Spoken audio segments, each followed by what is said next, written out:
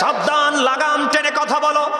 ওই নারী আমাদের গ্রামের জন্য গর্ব, ওই নারী আমাদের গ্রামের জন্য রহমত।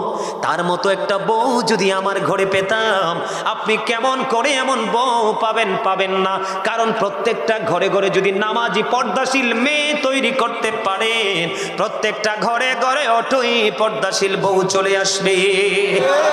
আপনার মেয়েকে পাঠান পেন্সিল শু পরে শপিং কমপ্লেক্সে, মেয়ের ক্ষেত্রে শপিং কমপ্লেক্স আর বউয়ের ক্ষেত্রে অত্যন্ত পর্দাশীল, তাহলে আপনি সঠিক বিবেচনা কম বাবা হতে পারেননি। কথা বলেন না কেন?